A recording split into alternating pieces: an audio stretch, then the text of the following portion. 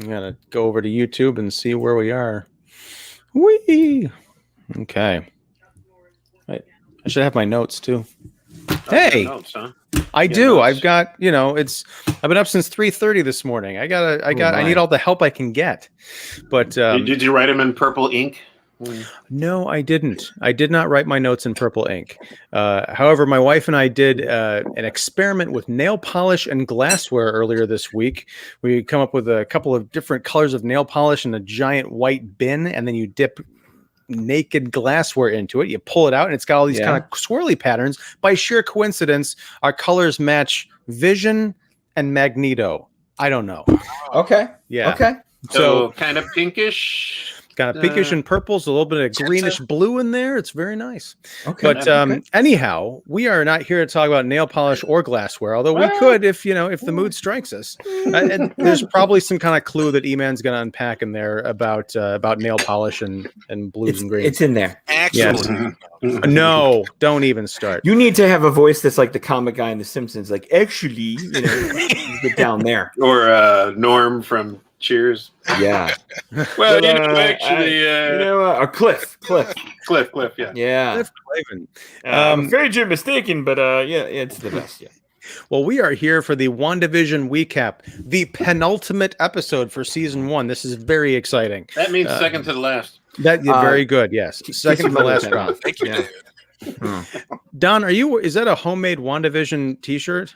No, this is my my website. This is 25YL right here. Oh, because I could only see the top, so it looked almost like it could be a W and a V together. No, they have the blurry TV thing going on with their logo. So yeah, representing the brand tonight. All right. It's also got a little bit of Quicksilver in there, too. Very much color scheme. Yeah. So since we're doing sort of plugging and introductions, we'll say Don Shanahan from 25 Years Later and Every Movie Has a Lesson joining us here tonight. Also, David Fowley of Keeping It Real and E-Man, Emmanuel Noisette from E-Man's Movie Reviews. Thank you, gentlemen. And also, as always, hang out in the chat. It's Mark Krawchak from the Spoiler Room. He is... Yeah, look out. It's that guy in the text chat again. Yes, we're very happy to have you as always, Mark. He was a good substitute last week. Yes. And, next week is going to be the finale of season 1. So we'll have to find out. Maybe we can get all of us together somehow in a fifth window. I don't know. Hollywood Squares it. Yeah, we can do it. There you Kat go. Jennings is going to join us. Oh, don't even spoil not spoil, but there's no she's not joining us. Yeah, leave it to E-Man to get like that. It'll happen. Oh, man, I'd love that. Hey Tiana, can you join us? I will send all the emails. Now, if they respond, that's a different story. Well, I'm also going to forgive you last week for cheating on us, E-Man, with Teyana Paris. That was quite an amazing. It was a tough decision. It was a very tough decision. Sure.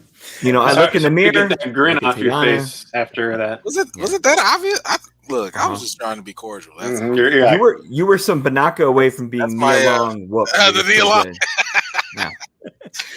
Well, I gotta say, and for those who haven't checked it out yet, on E-Man's Movie Reviews, the YouTube channel, you can check out his interview with Teyana Paris, who plays, of course, Monica Rambeau in WandaVision. We don't have much to talk about tonight with Miss Rambeau because shortest recap ever. Yeah, even there, conspicuously she was absent. resting. Yes, well, or was she being held captive? She was pouring up. Snooper got a snoop. She was snooping. Well, given what we find out about the character she ran into at the last mid-credit sequence from last week, we got to get into that. But before we get into spoilers, we're going to talk high-level thoughts on WandaVision episode 8 of season 1, which is called Previously On.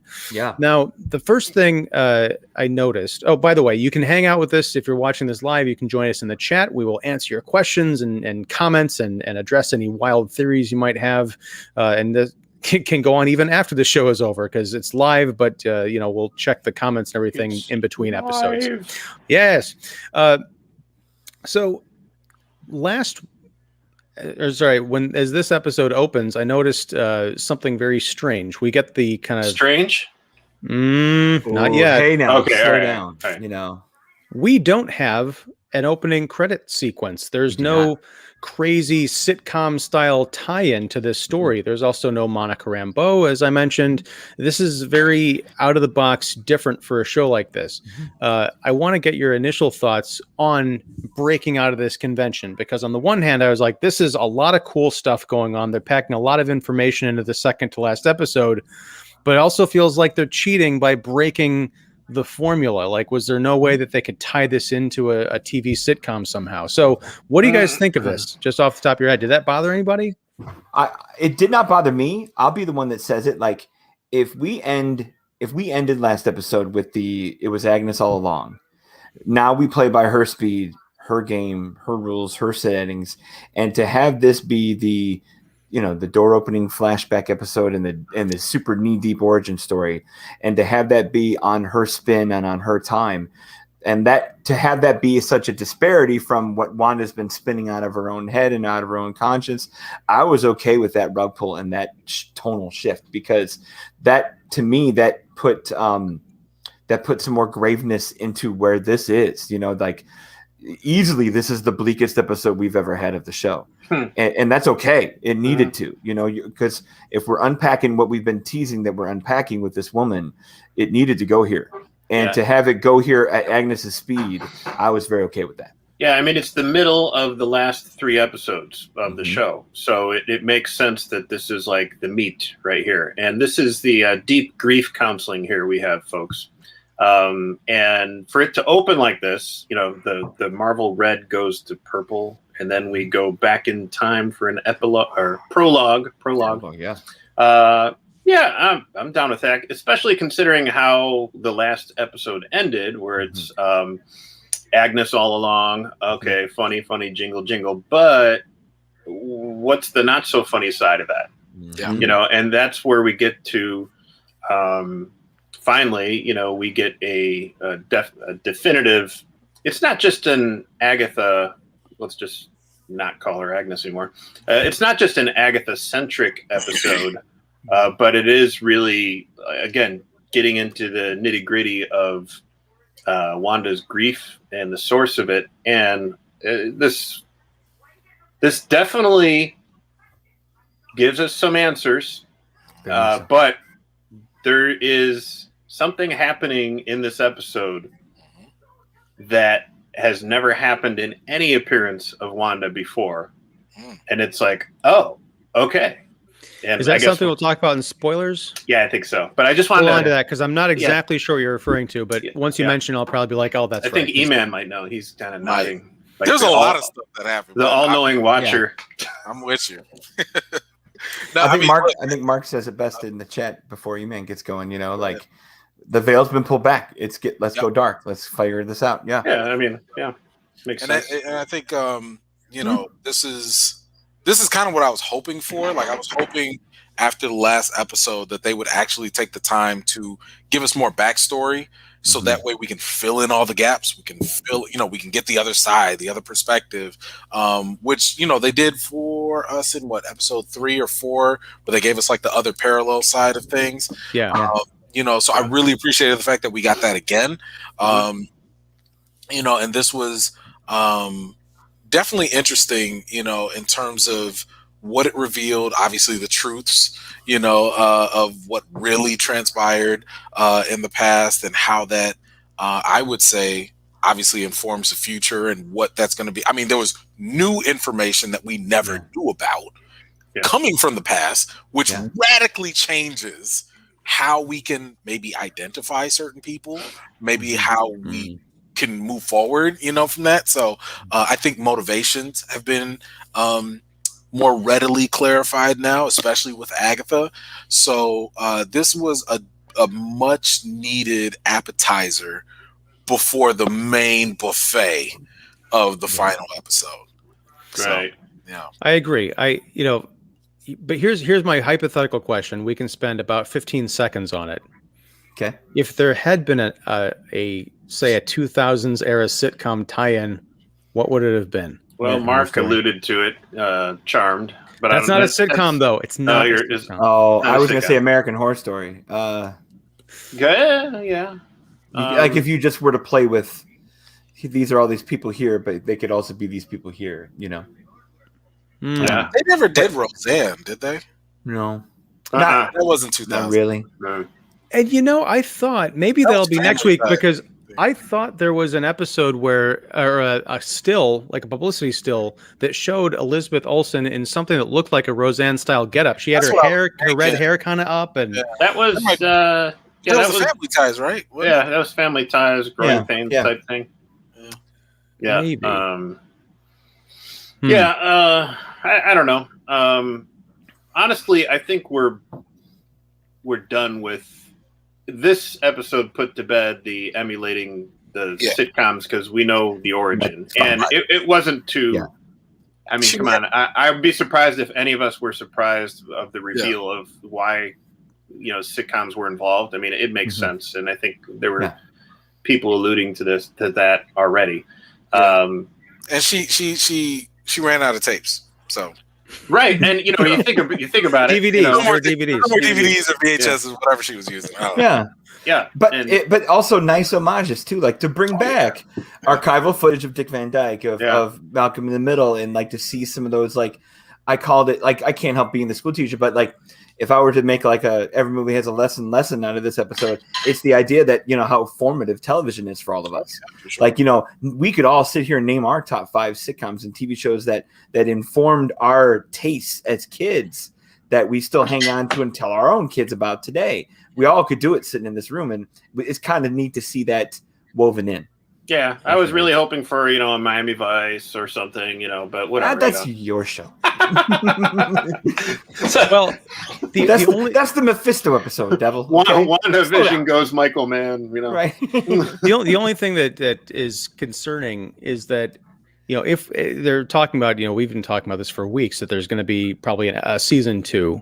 I just wonder what I heard today. No, yeah. Wait, today they announced it? Doesn't make sense. Doesn't make sense. They can't announce it yet. Like, okay, it's gonna. First of all, you're not about to have a series that has been breaking Disney Plus. Okay, you're not going to have a series that breaks Disney Plus and not have a season 2.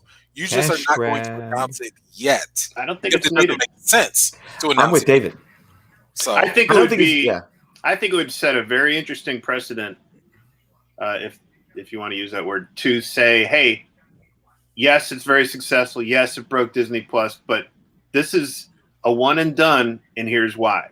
Because it would be very interesting to say that all of these Disney Plus Marvel shows would be one and done, because the rest of the stories will play out in feature films. I agree. That would be very cool. I think. Yeah, but are you going to see Loki season 2? Like who? No, I'm just saying. I think the better route is just not to say anything.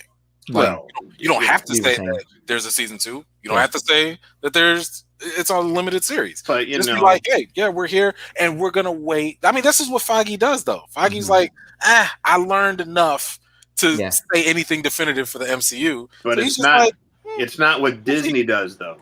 Remember Age of Ultron? No, leading up to Age of Ultron, they showed almost every clip from that movie. They did. You're true. Because they were just like, we got to show everything. That's true. The only difference, though, I would say, is Feige's promotion.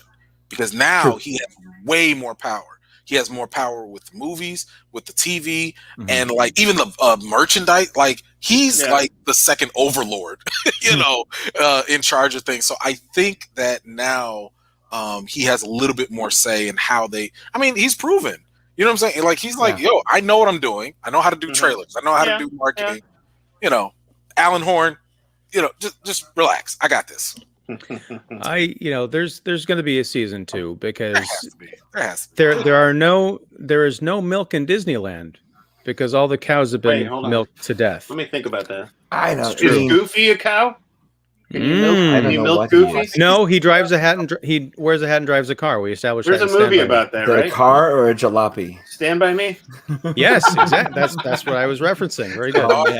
Of some sort or something like that. This show's sub-purpose, Mark says, is to actually try and make Age of Ultron good. Go watch it again. It does make you look at it working differently. Because I actually went back and watched it. And I was like, me too. Ain't that bad.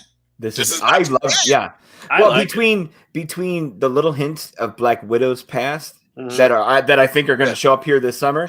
And then you have the Hulk's change that sends him on his way. You have all of this stuff with the twins.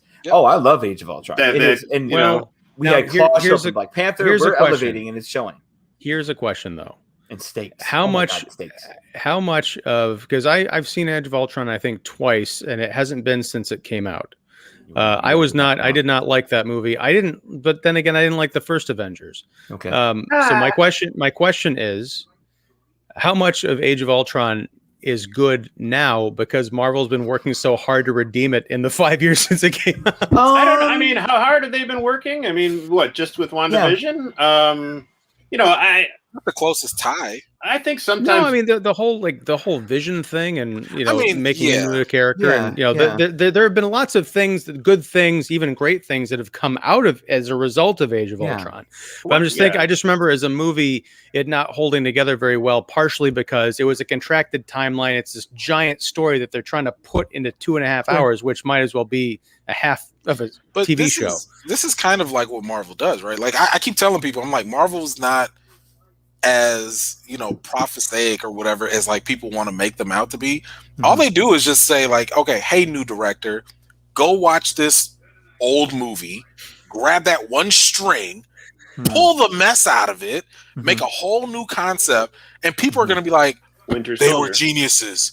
We missed that one thing all the time. And I'm like, no, they just go back and that's why they leave things open on purpose. Well, yeah, because like you can pull those threads later. That was one complaint people had about Age of Ultron was like we opened Age of Ultron with that big, Baron storming the castle thing. Yeah. And people are like, well, where's all the in-between stuff we never got, You don't need it. Maybe you don't need it. And if anything, that's probably what they're doing now with these TV shows. Is like we're having these in-between propulsion points for Scarlet Witch, Vision. We're going to have one with Falcon and Winter Soldier, where I'm still with David. They're going to use these as the unspoken filler for the next big event. Oh, for sure. And what I appreciate now about Age of Ultron, and I liked it when it came out, but I think I appreciate it now even more, is like, just like Don said with the opening, it definitely it harkened back to those times when I was flipping through Avengers comics when I was a kid. It's like you open up, and it's a big, action shot, and wow, we're just in it, and there's banter, and there's,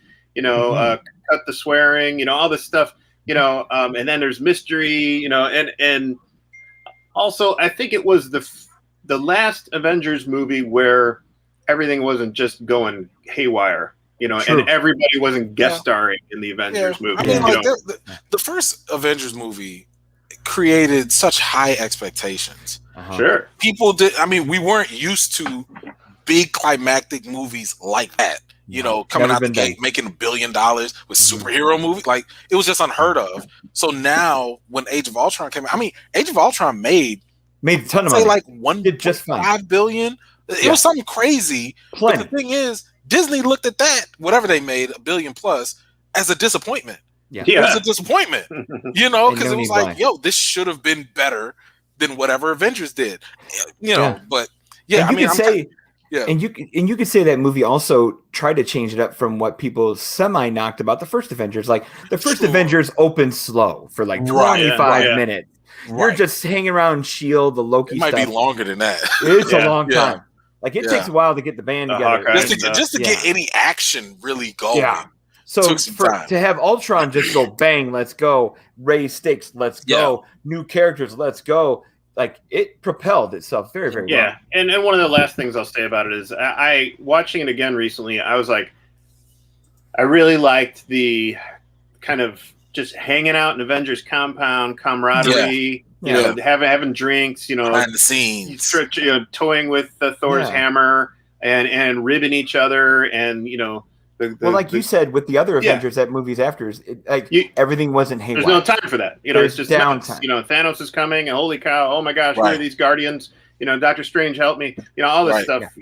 But it was kind of like it was almost like the calm before the storm. Although there was crazy chaos and fights and everything at the end, but it was just this like we're hanging with the Avengers, and those are the moments where I really liked in comics. You turn the page and it's Star Fox and Steve Rogers working out in the gym, and then they're, Janet comes out and, hey, we got a meeting. It's just like, oh, this is just regular people at a You know who does that very well? Avengers Assemble.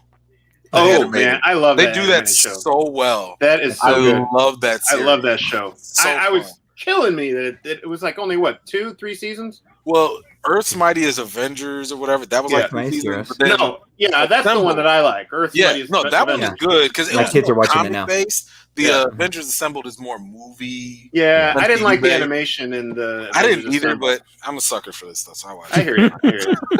But we're talking about WandaVision, right? No, I'm just saying. Allegedly, are we? No. It's actually good testing ground for what they do in the movies, though, and in the shows.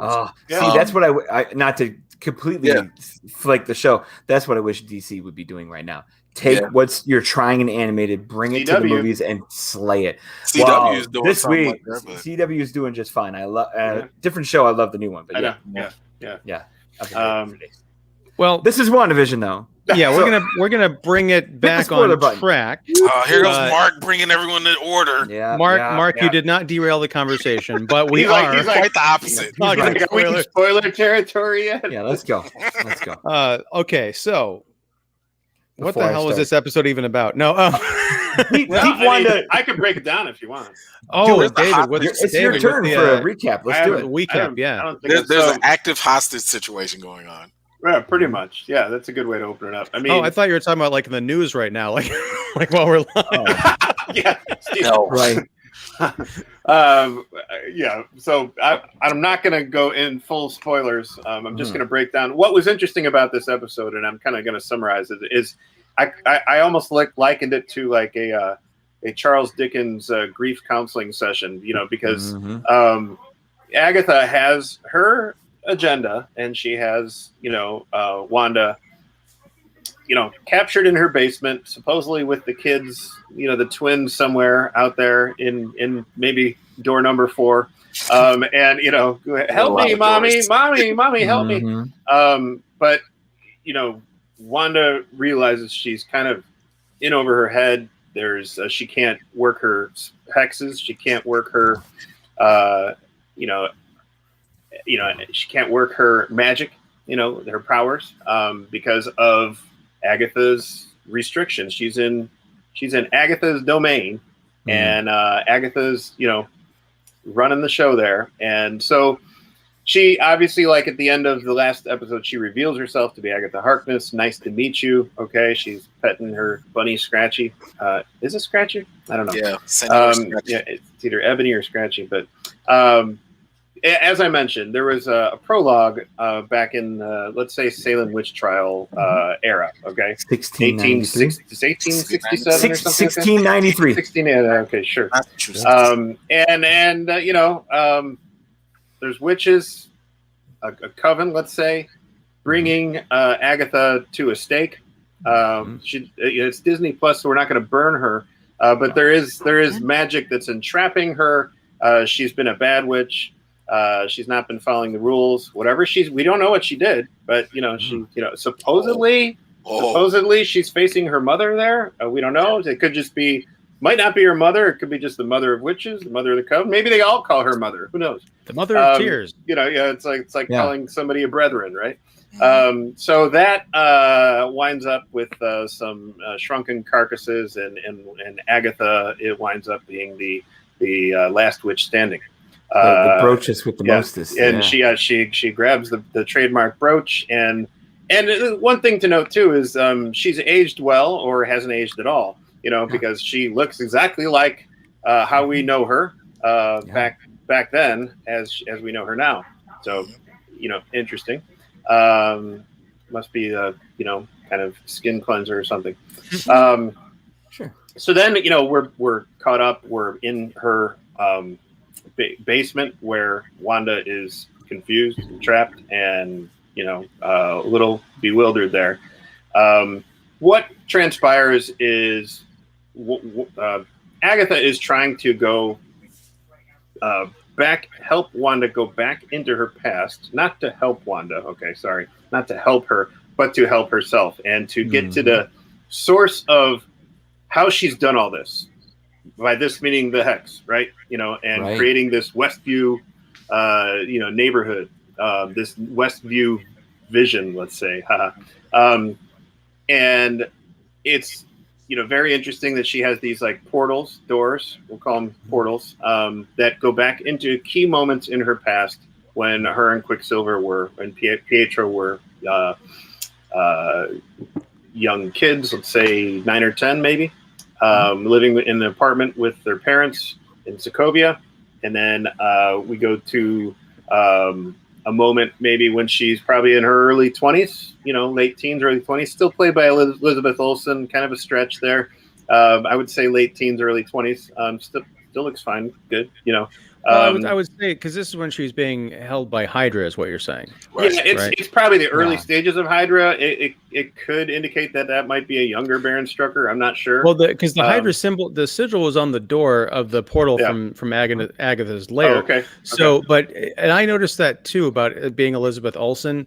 What I could say though is that she looked like hell. Oh, yeah. So it could be that she just looked that haggard when she was 20 because she was starved and starved physically and psychically. I'm sure. And she's been held captive or whatever. It was indicated that both her and her brother volunteered for this kind of like anti-terrorist organization kind of thing, not knowing what exactly they were getting into. And we see the Tesseract or the Loki's scepter, let's say, and her exposure to the stone and how that changed her, and how she was the only person who really came out in one piece after that exposure. Interesting. Again, harkening back to I think that we first got to see them in an end credit scene for maybe one of the Thor movies, if I remember right. Is that the Dark World? Yeah, maybe Dark World. But then, Soldier. Winter Soldier. Yeah, okay. And then so we knew that they were captured and being experimented on using one of the stones. So then, as we're going back to these past moments, kind of Christmas Carol, Charles Dickens style, Agatha's kind of probing Wanda, helping her to, or not helping her, but trying to get her back into that moment psychologically. And it's really effective, especially, I think, the moment where I believe it's probably after the events of Civil War at the Avengers compound. And it's really kind of like the first time where we see, could have been the first time where we see, Vision and Wanda really kind of bond and connect. And, from there, it gets really interesting, and then we'll go into spoiler territory. But the key thing, though, I think with this episode is just Agatha really trying to get Wanda back into how this all came to be. What were the key moments in her life that played into where we're at now? Mm-hmm. Another key scene is when that we go back to through a portal is when Wanda enters the Sword headquarters, and we saw a little bit of this in camera footage, but now we see a whole bigger version of this, and when she sees Vision's sprawled out body. Well, let's because we're getting into paragraphs instead of bullets here, so let's get an advance, right? Yep. But okay, I want to talk about that sword moment. Mm-hmm. Yeah.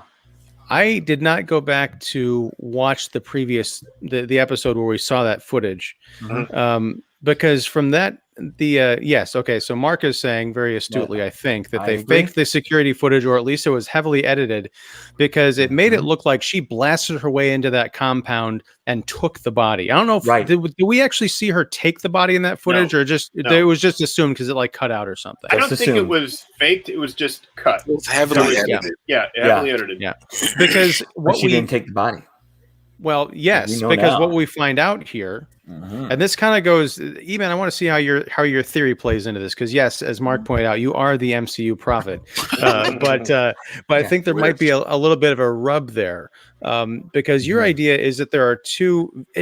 Have you maintained that there are two physical visions? Double vision. I don't know. Physical. I just knew that one sword was lying because there's some liars.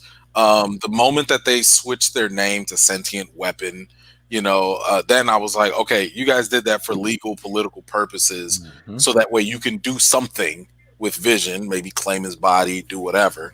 When they started talking about the fact that, well, first of all, in my original theory, I knew that the Vision in Westview didn't make sense because he just wasn't acting like Vision.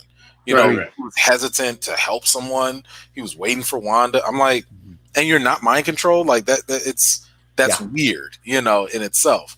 But the second Sword did all that other stuff, and they started talking about, we just so happen to focus on nanotech, AI, and robotics.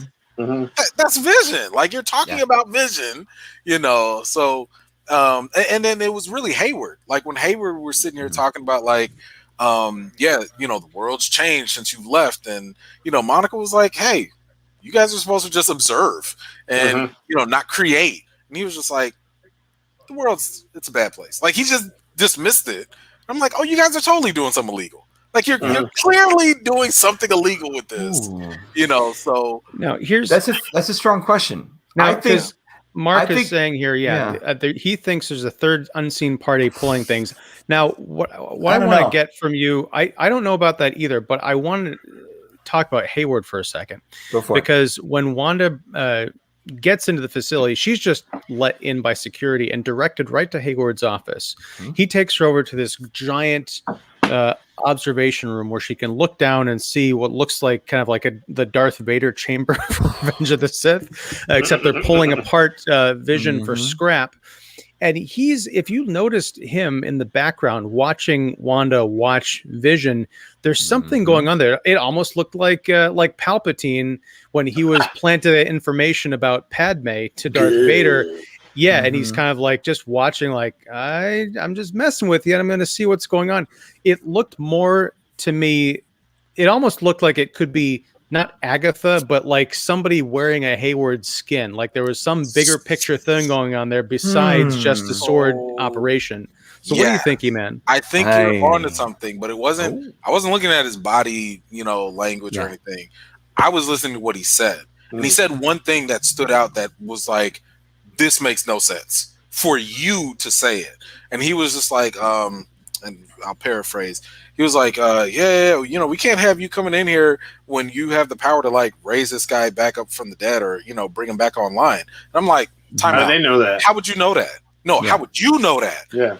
Because like, or you can tell she has telekinesis. You know that she has telepathy. That was in the SHIELD reports. Everybody knew about that. Even Wanda was sitting there was like, what? I wonder if it was. I can't bring him online. What are you talking about? I wonder if it was.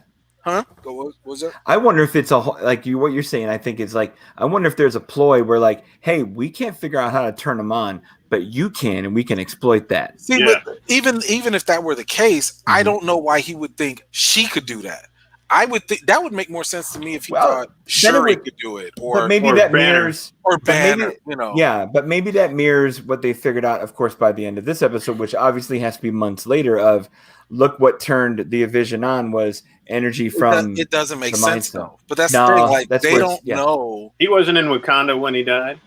Right, but that's the thing. Even like how Darcy knows all this stuff. I don't know how they would, on their own, come up with the logical conclusion that Wanda's power is connected to Vision's life in any way. Like I don't see how they would put that together. Now maybe they could be like, Mind Stone radiation, but that doesn't make sense. The more logical reason that I'm thinking right now, and I hate to go this deep with a theory, because everybody's like Mephisto, but I have to kind of think that maybe someone with knowledge of chaos magic would have that inclination about her abilities, because he seemed to have more insight about her magic than she did.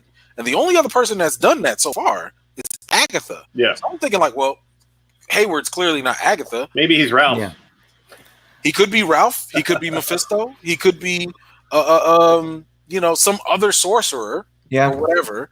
Well, because But they mentioned specifically, someone makes reference to Wanda's ability. They might even call it chaos magic, or the ability to manipulate probabilities. Right. So I'm wondering if that's what he was thinking, is she could bring Vision back online simply by saying, "Hey, what if I could fix the cosmic odds so that he was back on?" So he was working. He would would have let to me know play what what this magic girl is, can though. do. Yeah. he would have to know what magic is, and like Right. I don't know if he knows that. Well, but but he lives in a world where they know about Doctor Strange.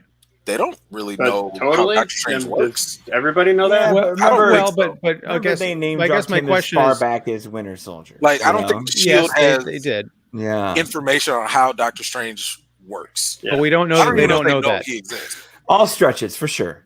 I mean, He's like a fancy if wizard in Manhattan. But then third unseen party. I only count 3 parties as it is. Like, it's what Wanda can do, it's what Sword has manipulated, and it's what Agatha's pulling. I think that's as deep as I think they're gonna go. If Yeah. there's a 4th, that's getting crazy. I feel like that's going overboard if they go there, because it's kind of like at some there's already point, too much as it is. when are you going to allow the shows to stand on their own 2 feet? Like it's kind of like some people are like, hey, maybe it's Baramordo, and it could, but I'm like, that's kind of like a Doctor Strange villain. Like, yeah, if you do 9 episodes of this just to get to Chiwetel Ejiofor, it could be Zemo, which blends into Falcon and Winter Soldier. It might, if but they're building that bridge. I feel like if you're giving a character like Wanda, let's say she's a B-level character, then you want to give her a B-level villain to be her counterpart, which is Agatha here. But like if we're starting to say like, oh man, Mephisto's here, and this other being is here, Dormammu is back, and I'm like, right. I feel like that steals the light away from the main characters. Is that why we're not going to get Reed Richards in episode 2? No, that is not why we're not, because I do feel like we will, and we need them, but only not in because it's a finale, and I feel like if they do that, it'll be like a 5-second thing, like, hey, sorry I missed the party, That's not a stealer. No, it's just fun. That's fan service. That's which we've seen forever. So yeah, I think a cameo for the fact of fan service is different than a big bad that affects the actual plot. And credit on episode 9. Oh, 100%. 100%. Well, now let me ask you this, because of COVID, everything was. Is it going to be Blue Marvel? Blue Marvel? It could be. No, Could be. It'll be Will Smith and John Krasinski holding hands and skipping through the fiery remains of Westview. Okay. Now, but here's my question: because COVID happened, everything got knocked for a loop as far as the movie and the TV schedule. Yeah. So was WandaVision? Yes. So was WandaVision always meant to come out after Falcon Winter Soldier? I thought that was supposed to be first. I thought holiday. I thought WandaVision was going to be like November this past year, and then Winter Soldier was still after WandaVision. Well, what was it? I know because Falcon was shooting on location, they got more delayed than WandaVision, which was shot more locally in the studio. Yeah. But it was supposed to be Falcon and Winter Soldier first. Really? It was supposed to be Black Widow, then Falcon and Winter Soldier. That's what I thought. And then WandaVision. Yeah, all of this was after Black Widow. Yeah. Well, because and then Eternals. Yeah. Because I guess my question is, if they do introduce a member of the Fantastic Four at the end of this series, if there's not a direct tie-in to Falcon and Winter Soldier, I don't know if it would play into Loki. I don't think it needs it. Well, I mean, but I guess my question is, you're going to drop that giant. You're going to drop that giant bomb, and then have fans wait for like what? 2.5 years, 3 months? No, just like months until the next possible tie-in, like Loki and. Why not? You'll make them wait years. It'd be like Thanos and Avengers. You'll make them wait years. Fantastic Four movie's already been announced. The fact that you already announced it means you clearly have some development already going, which I'm assuming. Remember when they first? Yeah. I mean, they announced the Blade movie. Yeah. So. Well, I mean, I just feel like there's a difference between saying Thor's hammer showing up in the desert and then actually having like Chris Hemsworth show up in the armor and then like, yeah, I guess I'll see you in 3 years. Yeah. Like there's a difference between an Easter egg and like and blue balls. They did it with Thanos. I know. That is not helping your case because it took Thanos like 7 movie and teaser scenes. I'm just saying he showed up. Yeah. He showed up in other movies. The non Josh Brolin.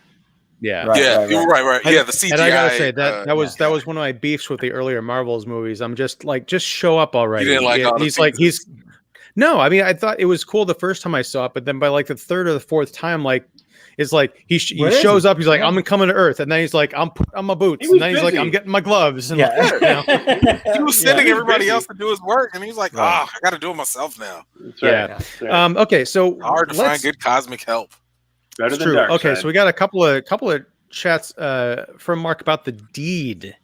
The deed to the house in Westview. Yeah. Dirty deed. Wasn't it? Didn't Vision get that? Like, wasn't it? Well, like, the deed was in Wanda's car in the passenger seat.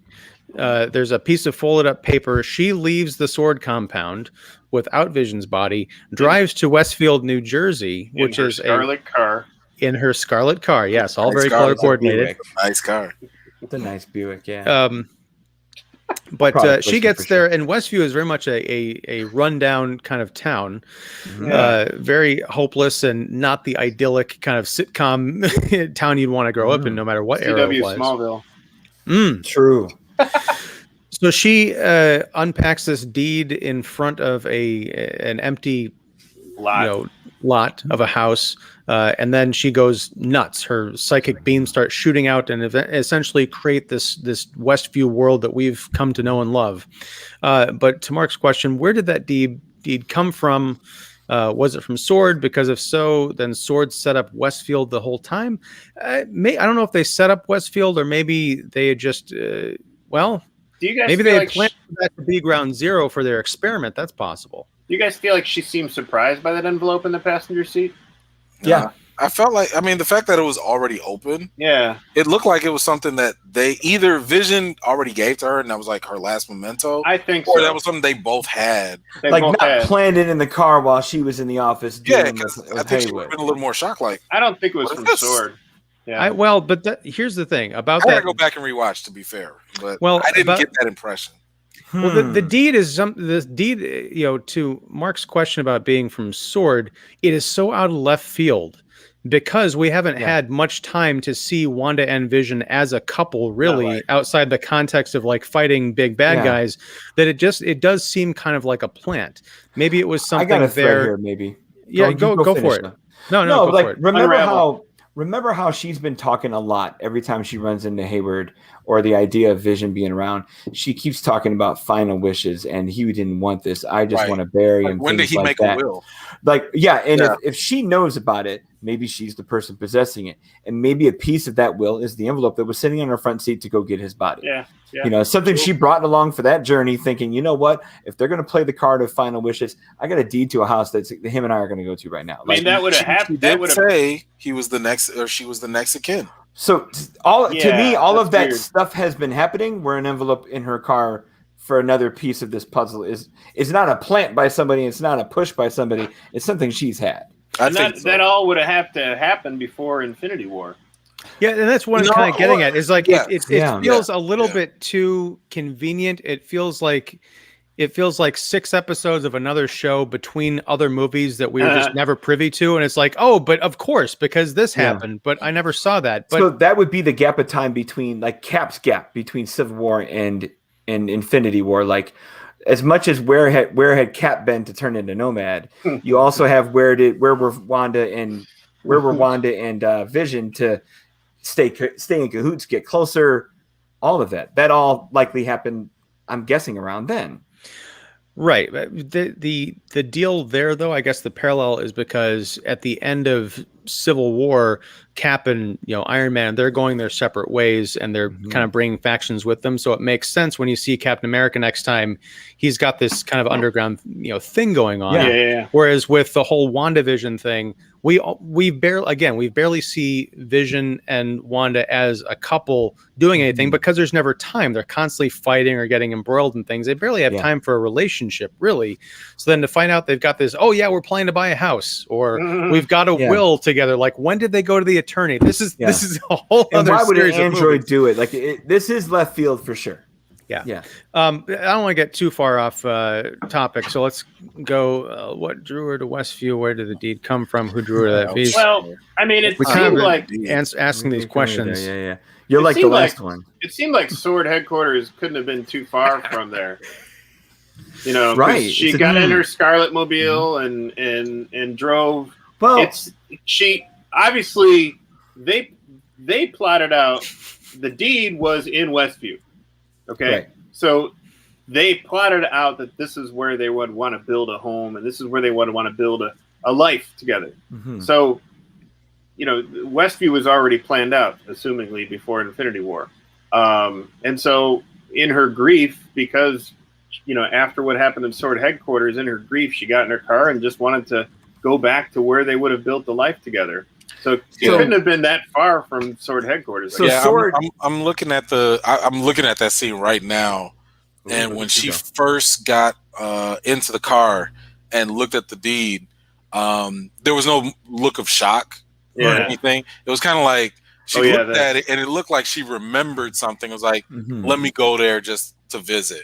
Sure. Right. So, It's not like I a think movie she where had like it. someone slipped an envelope under a door in a spy movie or a legal Right, thriller. Well, now let me Yeah. ask you this then, because in the early scene, the interrogation scene, Mhm. Agatha is talking about how she picked up, if I remember this correctly, I might be getting this wrong, but how she had never sensed a power quite like what Wanda Yeah. had going on, Yeah. and she was almost drawn to it. Now, Yeah. my question is, could Agatha have drawn, and we kind of talked about this, I think, in a previous episode, could Agatha have drawn Wanda in, that kind of spider to the fly thing? I think so. Perhaps, you know, could the deed have been sitting there in the car planted by Agatha? It didn't seem strange because that might have been part of the manipulation to get her there to set up this whole Westview thing Maybe. in order to set up this dome under which she's Yeah. creating this situation to get the information she wants. Go No, ahead. the Ema. timelines don't work. They don't Yeah. match up because, for one, the only timeline we know, at least for now, with Agatha is that she flew in, maybe off of her Wicked Witch broom or whatever, Mhm. on episode 1. So by that time, Mhm. the fake reality had already been created. Yeah. And Well, the fact that was the opening of the show, right? The no, intro. that was in the it was Agatha all along, in that We montage. see her arrival. Right, yeah. but here's the thing: it was Agatha all along. Yeah. Sure, but she said that she was attracted to the energy. That Yeah. energy is what Once- caused the hex. Yeah. 'Cause once that's where the- After the Agatha's hex at was is like, created. yeah. Agatha Why was like, can't you? "Ooh, what's that?" She And was then drawn she to the went power. Yeah, She was Right. drawn. She was drawn to the power, but that doesn't establish when she recognized that power. Was it when Westview was already a thing, or was she tracking Wanda Westview turns into the before hex. then? I think it's I mean, once the hex became. I think think it was so, when too. the hex began because that was the biggest surge of Yeah. power Hugely. that Wanda's ever produced. Mm. and Okay. likely she's ever detected Agatha. That there. she's And- probably ever detected. And you know she's Yeah. an East Coast girl, so you know Right. Salem, right. She probably Yeah. couldn't pick it up in Sokovia. Massachusetts You know, to Jersey, so she no picked it up in problem. Jersey. Yeah. You know, it's not too far from Salem. If she's Right. hanging You can around take a cup Salem, of tea in Albany, you're good to go. Binghamton, you're Sure. good. Yep. Yeah. hmm So yeah, I think Is she that- was drawn to Is that. that and power. is that Agatha's thing here? Like for the most part, is like, how do you get your magic? How do you do it? Yeah, I mean, It's I think- amazing to me, girl, that you can't control it. It's Yeah, like, I mean, I if you love can- that fascination that Agatha has with Yeah. Wanda. Yeah. But they Amazing. kind of lay that out in the very beginning. Like, this is Yeah. why she was on trial, Mhm. Yeah. by the witch. First of all, if witches got to burn you, you done messed up. You Yeah. really Yeah. doing something messed up. Not the common folk want to burn you, but the Mhm. witches want to burn you. So that to me You is did something. clearly you went over the rails. You did something. Yeah. But what Mother said was that she clearly was trying to reach a level that was beyond her. Yeah. Mhm. Yeah. Implies that she is an inquisitive person, very curious about magic and the forbidden arts or whatever. Power hungry. Yeah, and she's power hungry. So, Mhm. Mhm. I think that alludes to all the other things that we've seen from Agatha. So, Yeah. for example, with Pietro, fake Pietro, Yeah. um, Great name too. she yeah. said that he was her eyes and ears. So he was fake. He Mhm. was not Yeah. real, but he was like a conduit for her. And that, because I remember it didn't make sense when he was like, "Hey, I'm your brother. I'm not your husband. You can Mhm. tell me anything." I'm Right. like, Right. why would a twin need to say that? You know, like Yeah. you don't need to do that. Sometimes they do. Yeah. I mean, I guess, but I'm just saying, like, the fact that they grew up together, he always knew that she could do magical things or whatever, and all of a sudden you're like, how did you do this? You know, that sounded like a question from Agatha or someone, you know, looking to study your powers. So she's just really, really curious about that. And I think that's all she wants. She just wants to know, I've learned about chaos magic. Yeah.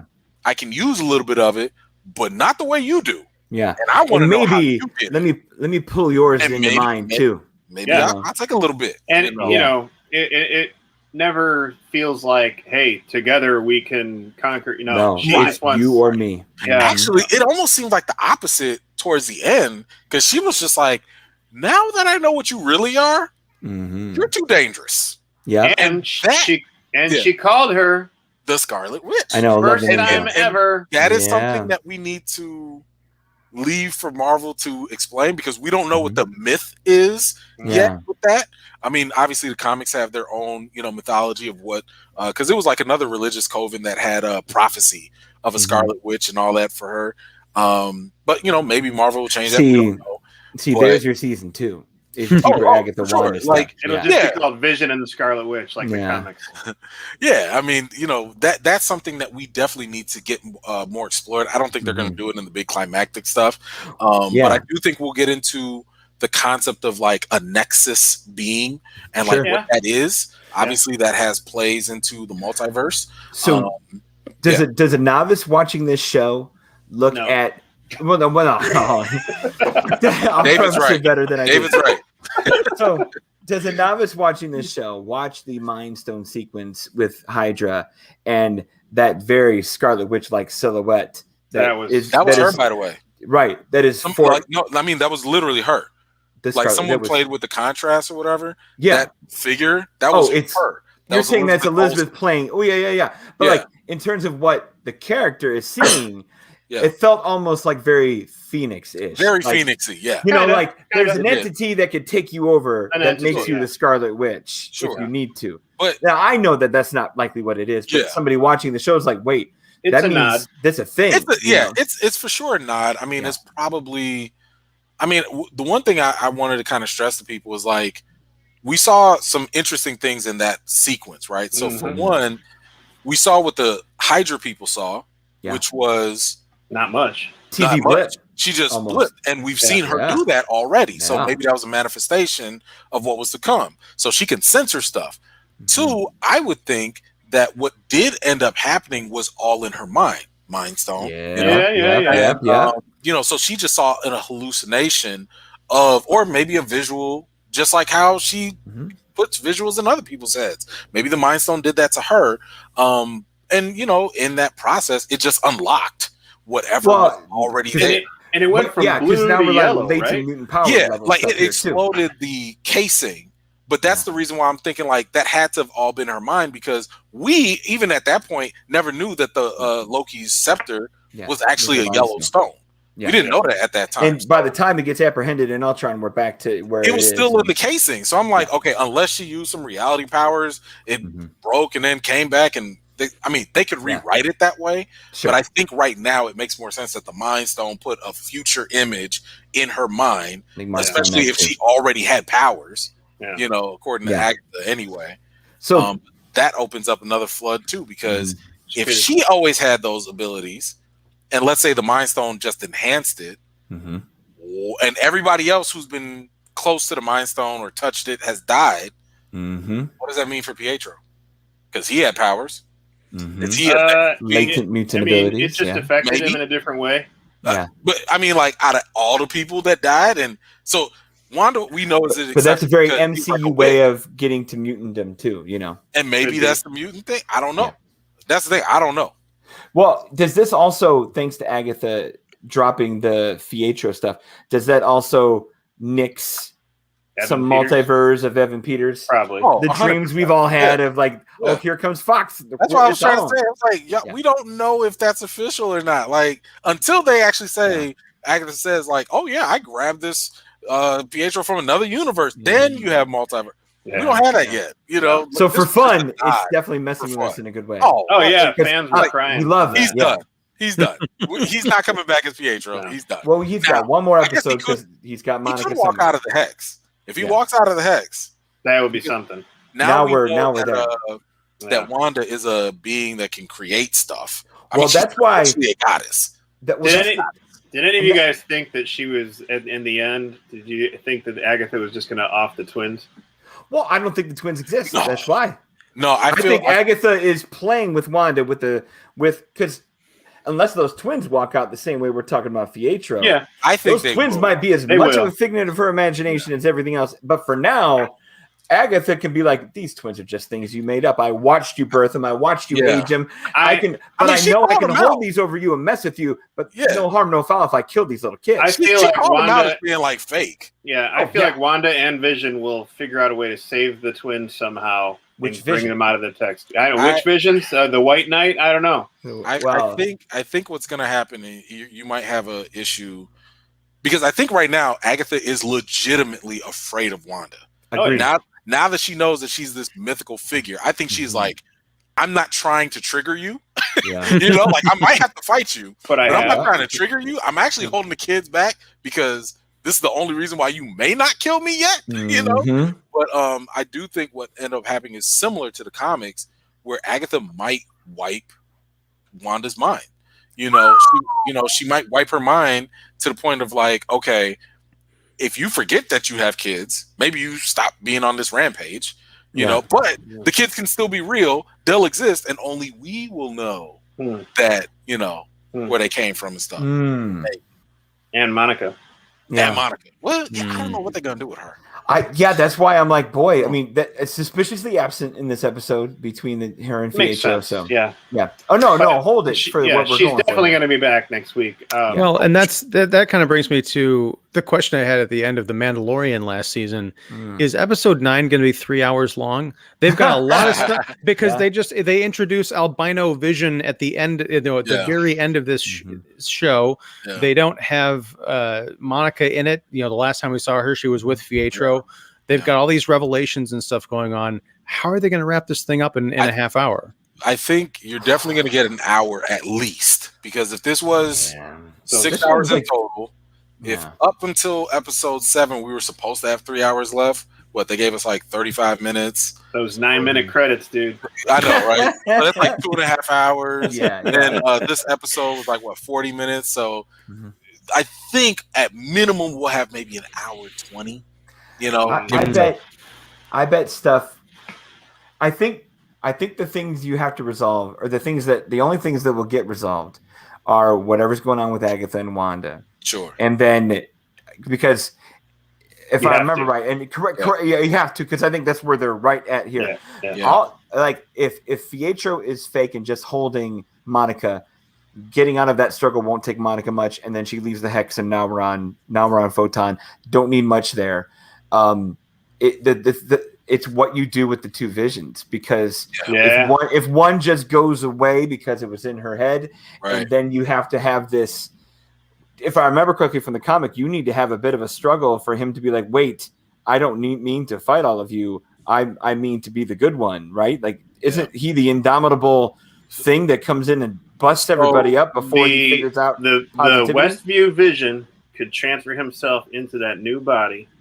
Well, then when we have a new Vision. So you can do a couple different things, right? So you can do that. Then another theory is that Shuri always had a backup, and she could back up his mind into this new white, gray Vision to bring him back. Because in the comics, in the comics, he had he was kind of white. He had no emotions. Yeah, like he was just straight up android. Yeah, that's right. But to Ian's question about like how they wrap it up, the way I see this playing out so far is like, and I'd have to break up the episodes to show it, but they've been showing Wanda going through the 5 stages of grief, right? So in the very beginning, it's all denial because she's living in this delusion. Then you have like anger where, she's like literally lashing out at people. What else is there? There's bargaining, in a sense. Let's have kids. Vision, like let's have kids, or maybe even bargaining with a sword, and she's like, no deal. Then of course, as we just saw, depression, Yeah. You know, like there's that. But the final stage is acceptance. Yeah. So at some point, she's going to have to accept, and they've teased this throughout, by the way. Like every time someone kind of sort of talks to her, kind of tries to make a little breakthrough, she's almost on the verge of accepting her grief and stuff. But you know, someone pulls her back. So I think the very final one, we're definitely going to have a battle royale, a magical battle royale. Vision versus Vision, Agatha versus Wanda. Dogs and cats. You know, don't you know? You're going to have the classic laser beam clashes, and you know, Dragon Ball Z style. The kids versus Pietro. Maybe Monica gets in there. I don't know. I don't trust the rabbit. That rabbit. I don't either. What was up with the winged cicadas or moths and stuff? Cicada. Yeah, I mean, they're just. I just when I looked them up, I just saw that they have a relation to witchcraft. So sure, whatever that means, I don't know. But the way, I mean, the way she was using it was just to kind of like toy with Wanda or something, or make her impressed or scared. It's like, I think it was just kind of the same as like it'd be no different if she had a black cat. You know, if she was playing with a frog. You know, and she frog and you know, I think she was just well, I mean, tactics. Well, I think I mean, because up to that point, Wanda knew that she could make things happen, and she also knew that there was a bit of chaos to some of the things going on around her. So Agatha, by doing all this monologuing and showing how she can transform things, and she was very much in control of all of the magic at her disposal. I think it was a display of power, but also trying to say, you kind of know what you are. I'm like the apex version, or so I think, of what you are. Oh. Well, what did Wanda do? He-Man didn't like that theory. Piss on your theory, Ian. Yeah. Oh wait, here he's back. There we go. Let's see. Got bounced out. Damn it, Wanda. Got bounced out by Hayward. So, I thought you just get a little my theory. close. I start getting censored. It's that censorship.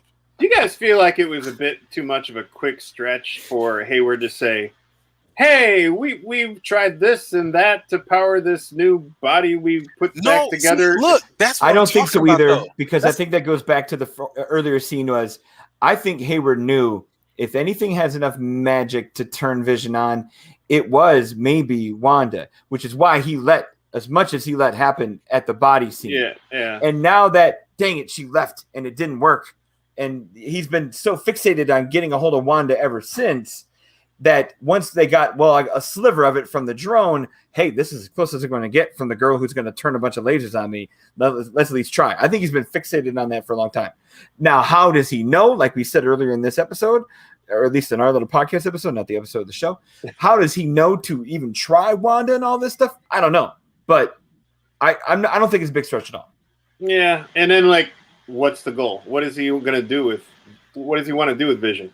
Well, that's the sneaky stuff. Let's rewind the tape again, guys, because this whole idea of how does Hayward know about Wanda's magic, I don't think that's much of a stretch, because as we've established in Winter Soldier, Hydra has been the government for a long time, so it's not inconceivable that the factions of the U.S. government, especially these deep state kind of operatives, could have access to the Hydra files going back forever. So they might know about Wanda being held captive, and they were doing all sorts of weird experiments. Here's the only way that would make sense. The only way that would make sense is if she's manifested the ability to bring things to life in the past. And the mere fact that she said multiple times, I can't do that.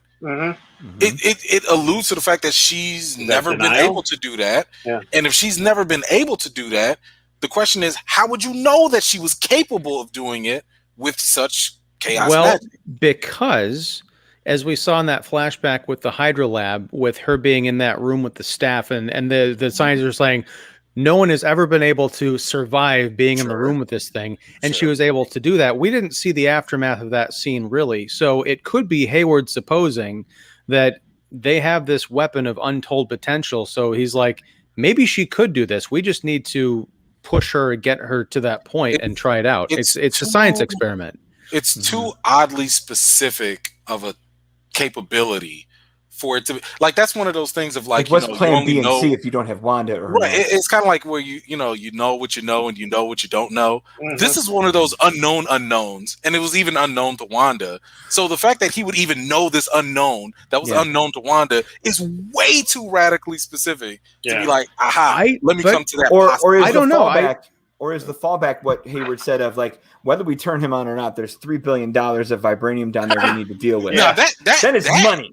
That right there makes more sense. What are you gonna do with that money? With the sword angle, right? Yeah, like fun sword. When he said that, I was like, hey, I'm on Hayward's side. Like, you can't just leave vibranium in the ground. No. You know, like that. But it was just, again, it was just like, how would you know that she had that potential when she's never manifested it? It's too randomly specific of something to say, especially when she's never displayed it. It's unknown to her. Why would you even think that?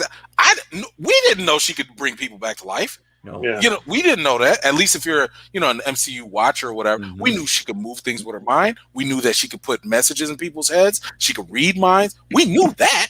Right, but this gets back to the whole idea of the nature of her power and them having some recognition of if your magical powers, you can alter the probabilities of things. Plus, they just got out of a war with a creature who had a gauntlet that could change the very nature of reality and time and space itself. It's not that far of a leap. I'm not saying that this is correct. I'm just saying that it doesn't seem to me as to be as far fetched as it is to you guys. Okay. Yeah. I don't know. It's a dead end. So what I think we'll do is we're gonna good episode next week is what it's gonna be. I think they have a lot of work cut out for them for next week. Yes. I just feel like there is a possibility for some questions not to be answered, and I'm okay with that. And in true MCU fashion, but at the same time, knowing it's the MCU, the way E-Man talked about earlier, there's a springboard here to something. Samuel L. Jackson style that I don't say it has to be done, but if there's not a thread coming out of this that leads to Doctor Strange, multiverse, well, hold on. He's coming. It's okay. He's coming. He's coming. Doctor Strange is coming. Yeah, he's just already left a message for her. Now, I wasn't on that episode with you guys. The last episode when they did that office sequence where he says, "I know what you're doing, Wanda." That was him. That was him. He's trying to communicate to her the same way Wu was trying maybe to we've had a large enough cry for help with an enlarging hex that's going to maybe make Doctor Strange notice. I'm telling you, you're not going to have the Sorcerer Supreme let the magic run wild on his watch. He's only got one job. Yeah. That's all he does. It's police with magic. He's not doing surgery anymore, so he's not doing surgery. It's an interesting career change. Take a look at Hooper here, new viewer. No, so I was going to say, talking about weird theories here. Yeah, thank you, Hooper, for joining us. Do you don't think Hayward could be someone with more significance? I had a theory when the show started that he could be the High Evolutionary. That is a wild theory and a half. Interesting one, though. Yeah, but didn't we already establish that that dude in Westview is kind of named after him? Herb. Yeah.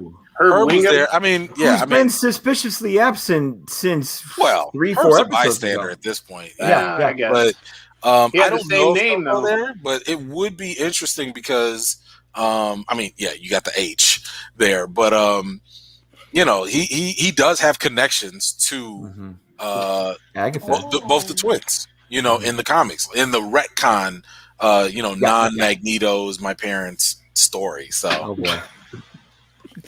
Sorry, cameo appearance. That's right.